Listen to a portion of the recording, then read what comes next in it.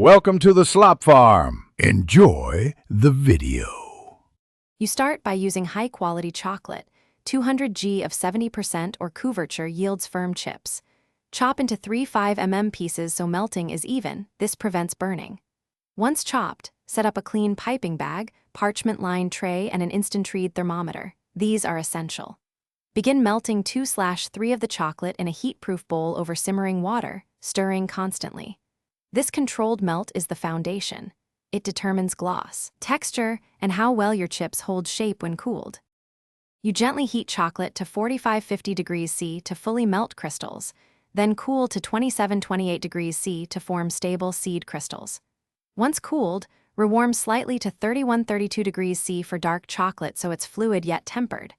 This tempering gives snap and shine. Skip it and chips will bloom or be dull. Transfer to a piping bag, snip a small opening, and pipe 1/2 1 cm teardrop dots on parchment, press and pull to create tapered tips. Make sure to work at steady temperature. Consistency matters. You finish by chilling the pipe chips for 10–15 minutes until firm, then peel them gently from parchment and store airtight to prevent moisture. If your kitchen is humid, cool in the fridge briefly but make sure chips return to room temperature before sealing. This avoids condensation.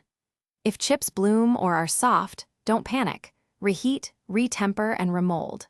Once done, label and use them in cookies or as baking chips. Tempering and careful temperature control are the keys to consistent results. Thanks for watching. Consider subscribing if we helped you today.